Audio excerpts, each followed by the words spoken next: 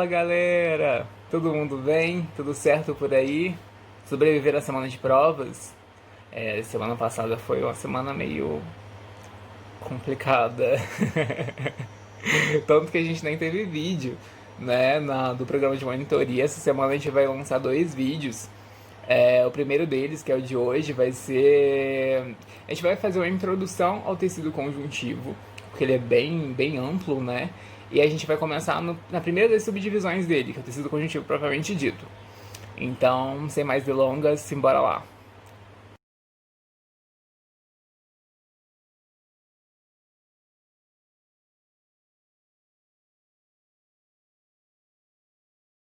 Galera, então, como a gente viu anteriormente, existem quatro grandes grupos de tecidos que formam o corpo humano.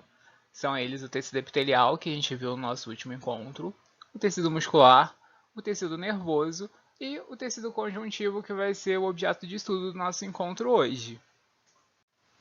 O tecido conjuntivo ele é um tipo de tecido que está presente em praticamente todo o nosso corpo. E, como eu disse anteriormente, ele é muito extenso, porque ele engloba uma série de tecidos com características muito diferentes.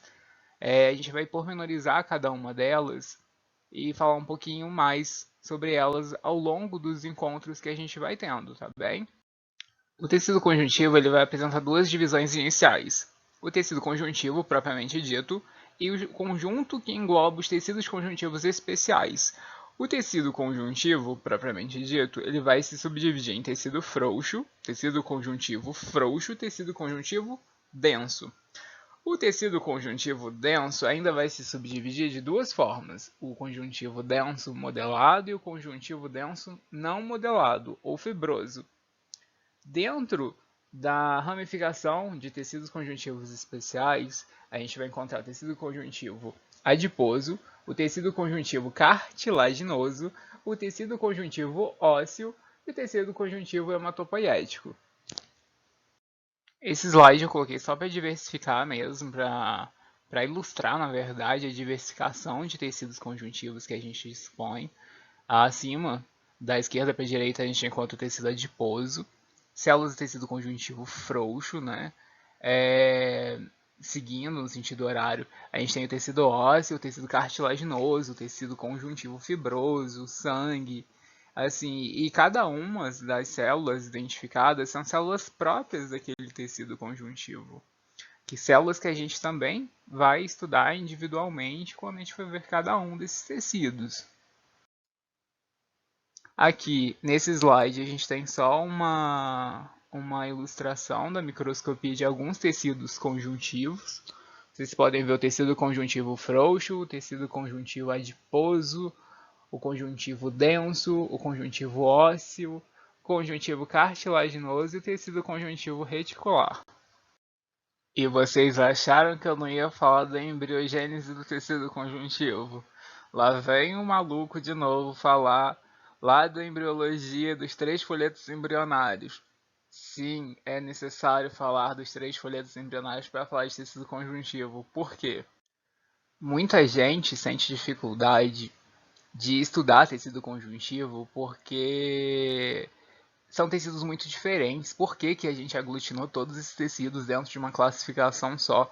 Tem gente que acha que é porque não tinha onde colocar e colocou todo mundo junto como tecido conjuntivo. Porque vocês vão ver que dentro do tecido conjuntivo a gente tem o tecido ósseo, tem o tecido sanguíneo, o tecido cartilaginoso, o tecido conjuntivo propriamente dito. Aí você não consegue linkar por que, que esses tecidos todos estão colocados dentro da mesma macro categoria que é a de tecido conjuntivo. Isso acontece por quê? Porque o tecido conjuntivo, todos eles, todas essas ramificações, seja o tecido conjuntivo propriamente dito, ou os tecidos conjuntivos especializados, eles têm a mesma origem embrionária, ou seja, todos eles foram originados da mesoderma, do folheto embrionário do meio. Então, por conta disso, mesmo apresentando todas essas características diferentes, a gente agrupa todos esses tecidos dentro da classificação de tecidos conjuntivos. A gente ainda tendo uma visão mais generalista, uma coisa mais panorâmica sobre do que se trata tecido conjuntivo, eu coloquei algumas funções. não quer dizer que todo e qualquer tecido conjuntivo vai apresentar essas funções. São funções, algumas que se repetem para alguns tecidos, no entanto, algumas são exclusivas de determinadas categorias dentro do tecido conjuntivo. Por exemplo, o conectar tecidos, a gente vai ver que é uma característica própria do tecido conjuntivo propriamente dito. Sustentação e absorção de impacto, a gente vai ver que é do tecido ósseo. Resistência à tração, elasticidade. Elasticidade é do tecido conjuntivo propriamente dito. Armazenamento de energia, a gente vai ver que é do tecido adiposo, para o armazenamento de lipídios. Defesa, coagulação sanguínea, a gente vai ver que são características pertinentes ao tecido hematopoiético, o tecido sanguíneo. A cicatrização, transporte de gases, nutrientes e metabólicos também é do tecido sanguíneo, entre outras funções. Então esse quadro aqui é só de forma generalista funções que são desempenhadas por tecidos conjuntivos. Não quer dizer que todos os tecidos conjuntivos vão realizar essas funções. A gente vai ver ao longo dessa aula, né, para falar de tecido conjuntivo propriamente dito, que vai ser o enfoque, e ao longo dos demais encontros, cada uma dessas funções.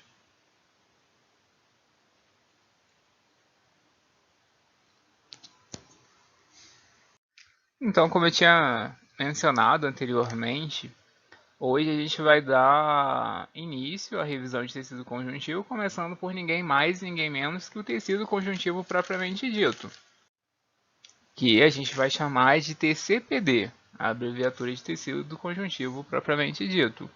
As outras classificações, os outros tipos de tecidos conjuntivos, só para lembrar, serão abordados nos nossos próximos encontros, porque tecido conjuntivo, como eu havia dito, é um tecido, um tema bastante extenso. Bom, agora a gente vai falar de características próprias do tecido conjuntivo propriamente dito. Tudo que a gente for ver a partir de agora já não é mais uma visão generalista. A gente vai estar falando especificamente do tecido conjuntivo propriamente dito, ok? Dentre as principais características que a gente pode citar para o tecido conjuntivo propriamente dito é a diversidade de células, uma ampla gama de células que a gente encontra nesse tipo de tecidos.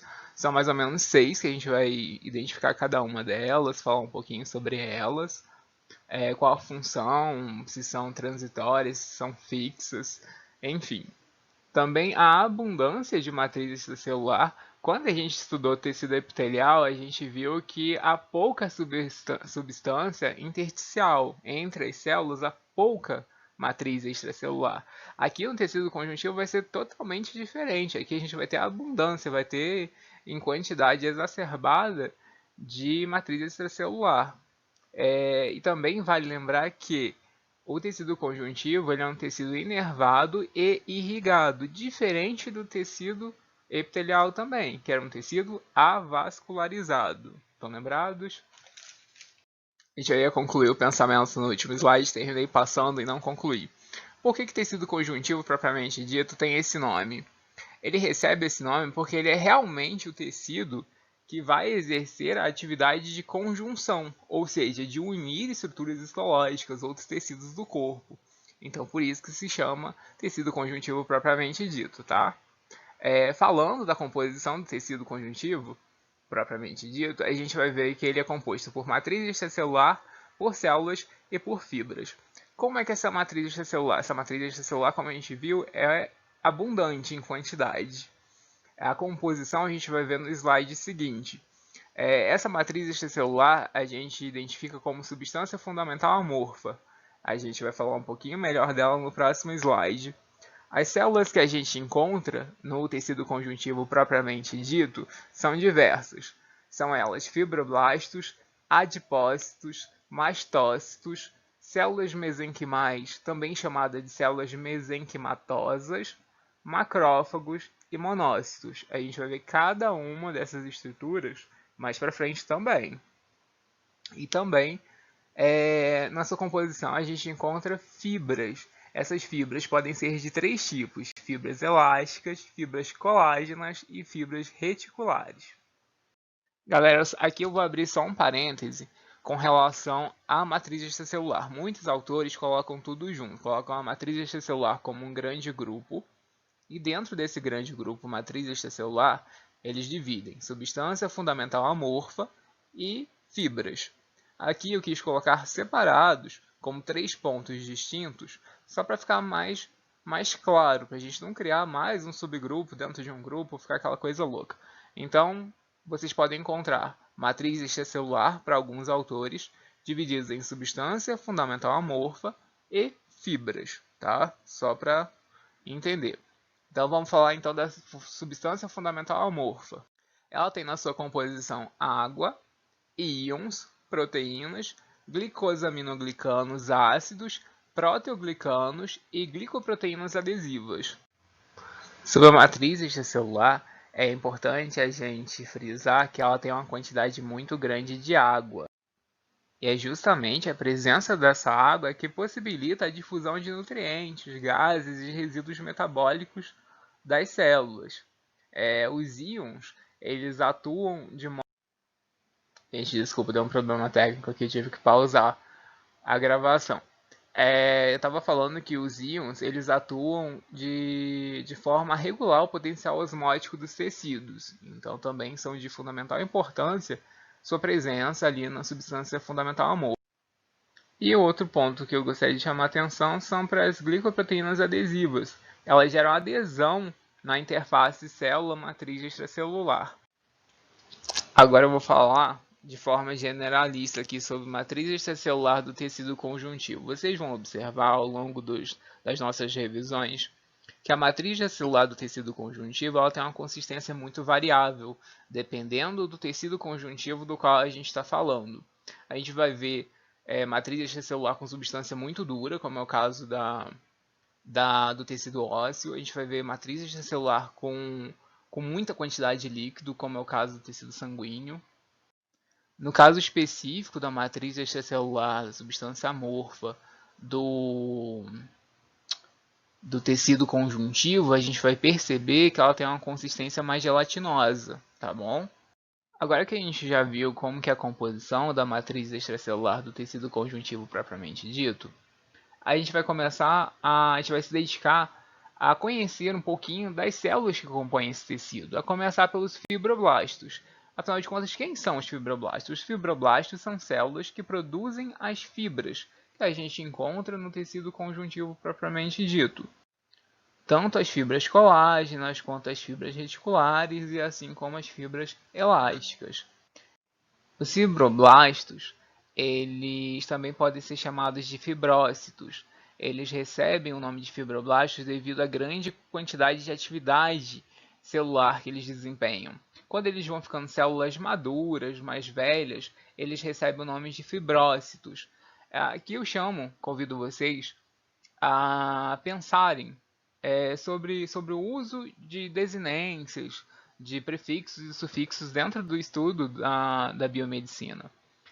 Uma dica que eu dou é conheçam esses prefixos e esses sufixos, porque ajuda muito a gente a entender. Vocês vão ver vários blastos ao longo das próximas aulas e ao longo de toda a tua vida acadêmica, e saber o que significa blasto é muito interessante. Blasto normalmente é um sufixo relacionado a células jovens, a células recém-diferenciadas.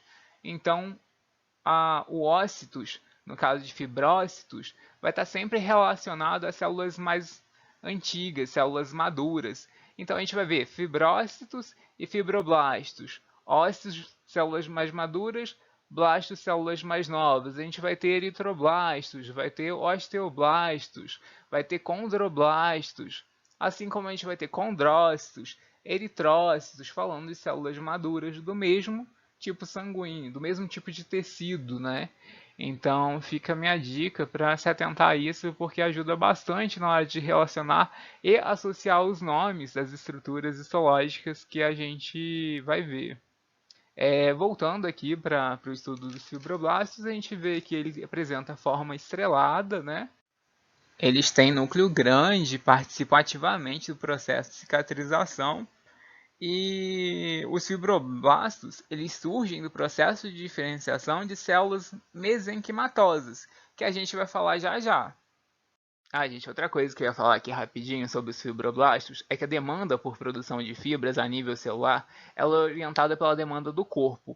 Numa situação de cicatrização, por exemplo, o corpo manda comandos, né, para esses fibroblastos entrarem em ação, eles vão se encontrar bastante ativos e por conta dessa demanda sistêmica, eles vão se tornar, vão intensificar as suas atividades.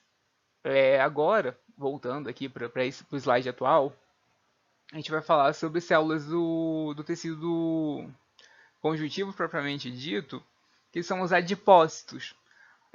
Os adipócitos eles são reservas naturais de gordura. Então, não é uma célula muito querida por nós, mas ela é necessária.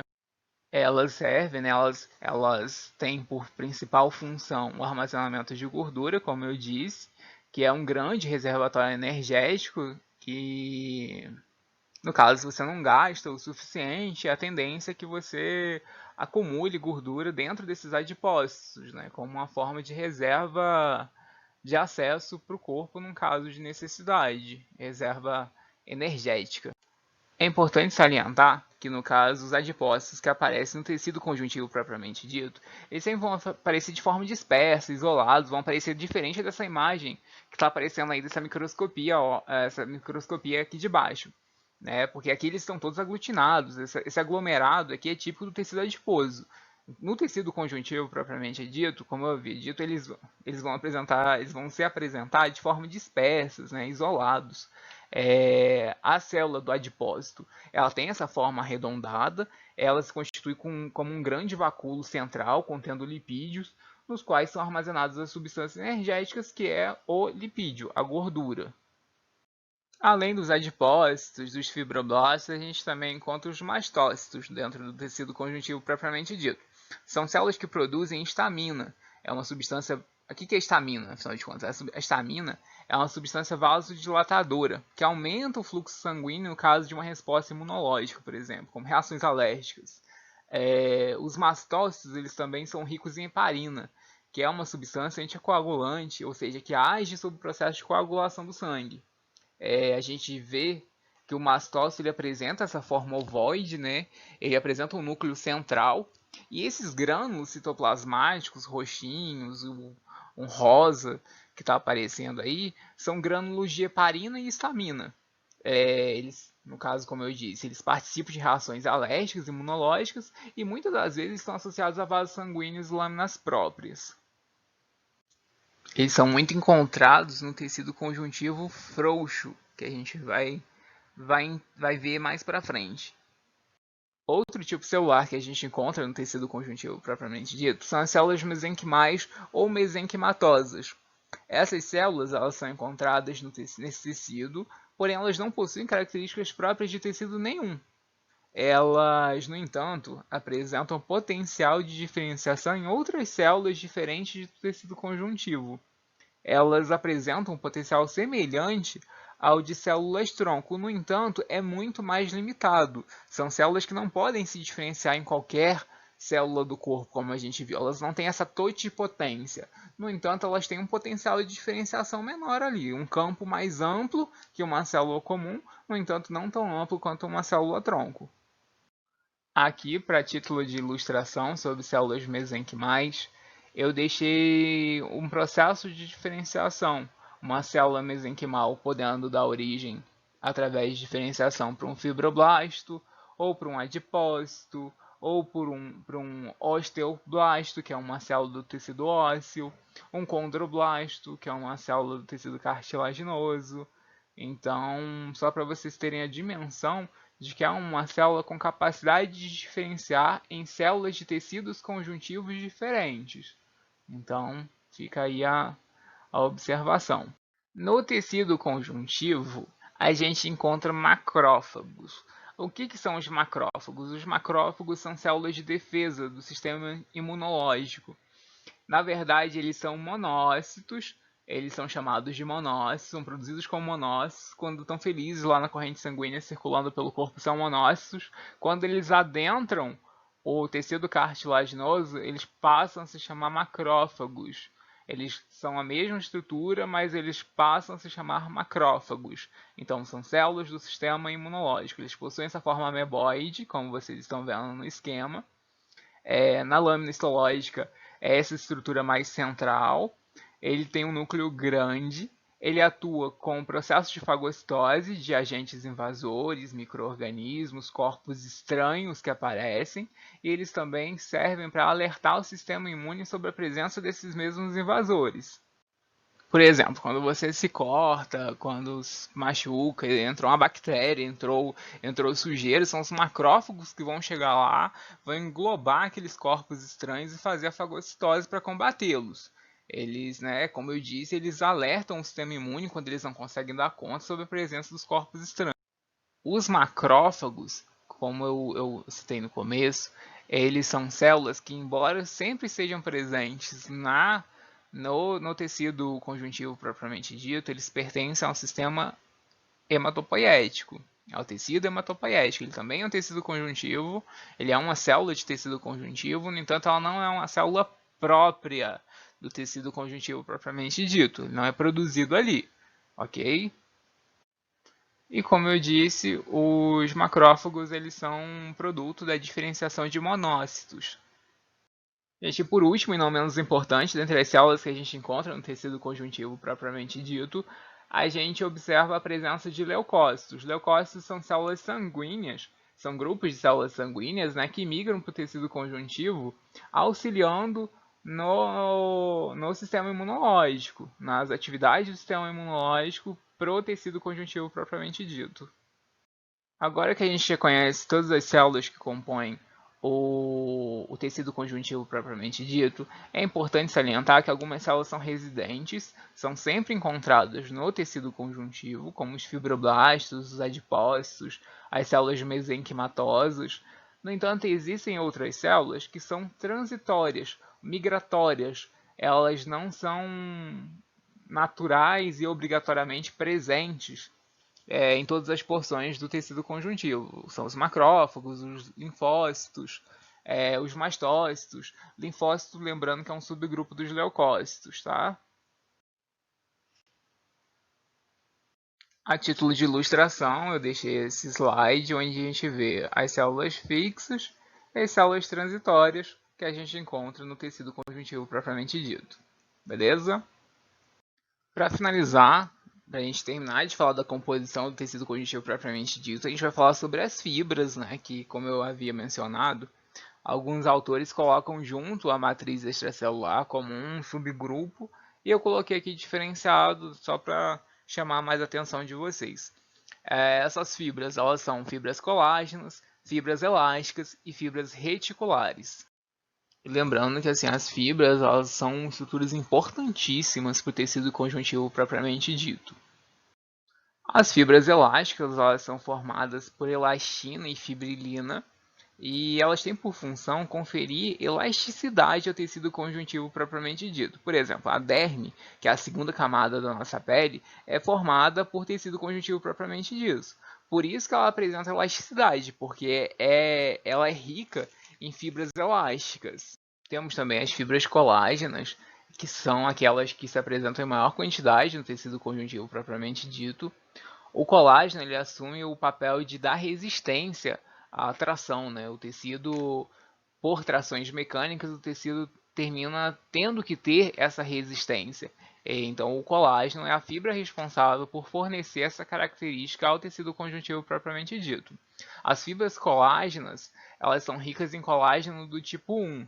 A gente vai ver depois que as fibras reticulares também apresentam colágeno, mas é diferente, é outro tipo de colágeno.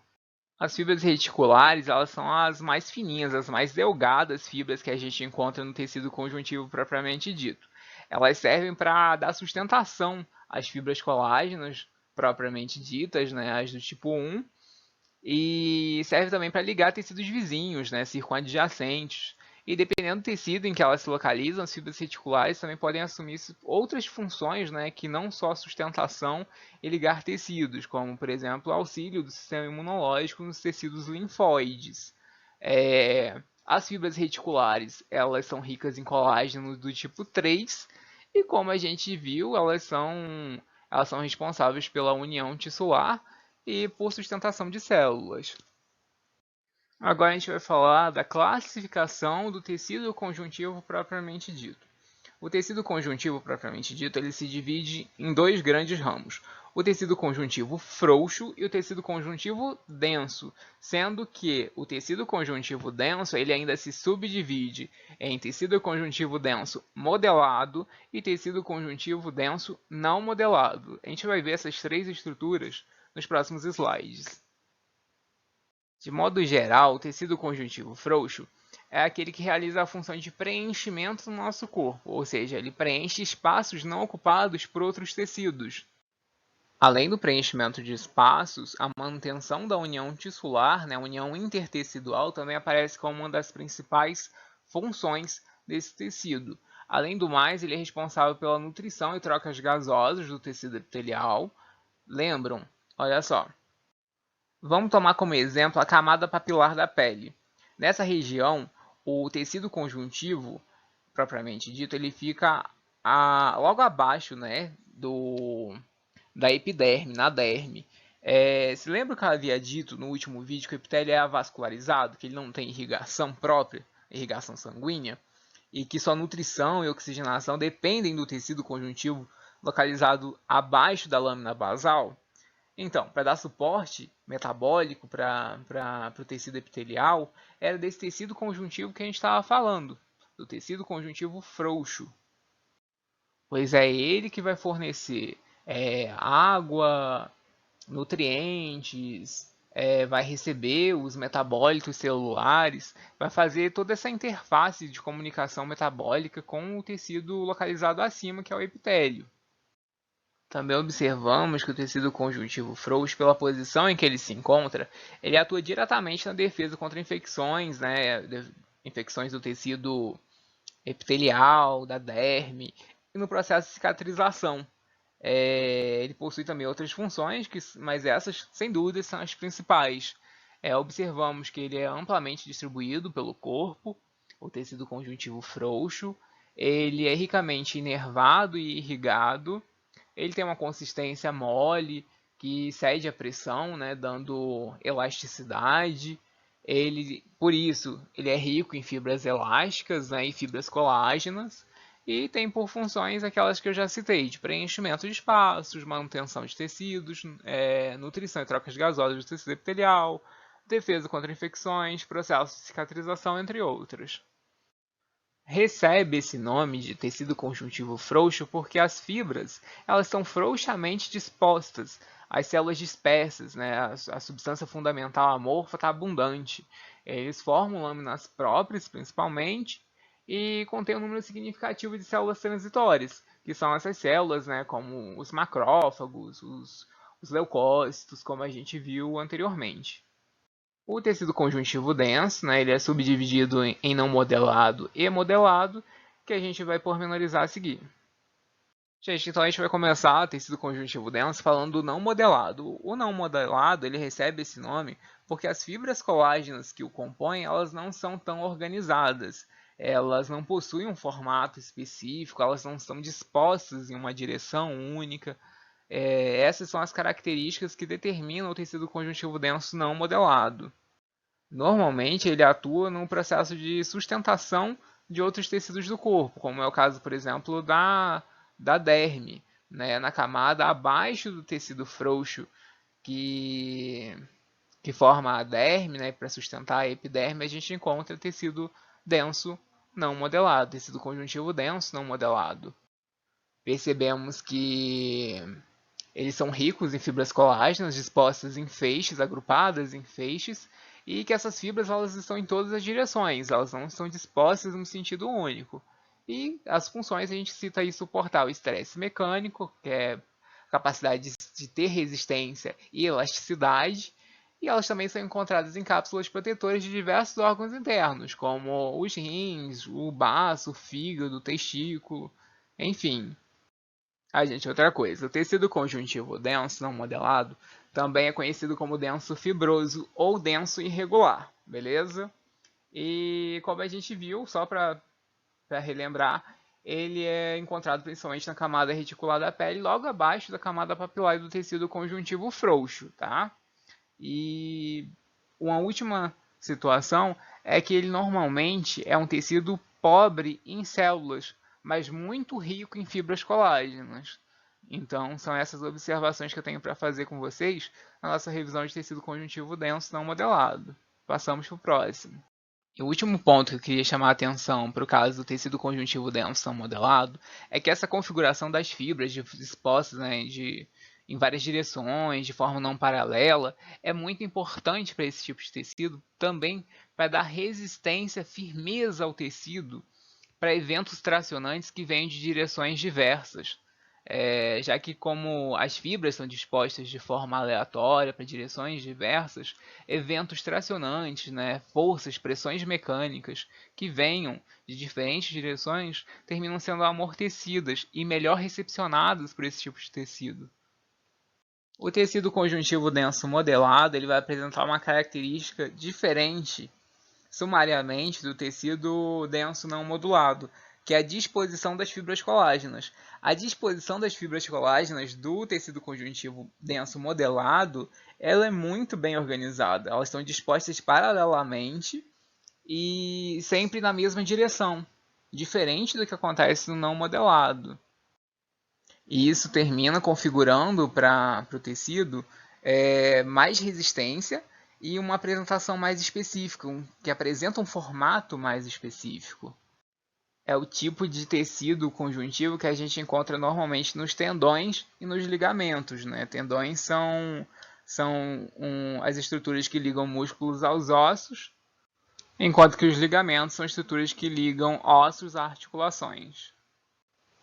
Como a gente viu, o fato dessas fibras estarem dispostas de forma compactada, paralelamente, na mesma direção, é um tecido que apresenta muita resistência. Essa resistência ela se refere a aguentar pressões mecânicas, né? Os tendões, os ligamentos, eles precisam ter esse tipo de resistência. Mas apesar é importante ressaltar, na verdade, que embora seja extremamente rico em fibras colágenas compactadas e que seja um tecido muito resistente, é um tecido muito pouco elástico. A gente tem pouca elasticidade no tecido conjuntivo denso modelado. A principal célula encontrada nesse tipo de tecido é o fibroblasto, assim como também é no caso das células, no caso do tecido conjuntivo denso não modelado. Galera, e assim a gente chega ao final do nosso encontro para falar sobre a introdução ao tecido conjuntivo e conhecer a primeira das subdivisões do tecido conjuntivo, que seria o tecido conjuntivo propriamente dito. Ao longo dos nossos próximos encontros, a gente vai falar dos tecidos conjuntivos especializados. O tecido conjuntivo adiposo, cartilaginoso, ósseo e sanguíneo, de forma individual. Espero que vocês tenham curtido a aula. Eu sei que foi muita informação, ficou um vídeo extenso. No entanto, eu espero que vocês tenham compreendido. Se ficou alguma lacuna, algo que não tenha ficado claro, vocês já sabem, é só me mandar um oi. Meu contato está lá no final do vídeo. E é isso. Ótima semana para vocês e beijão.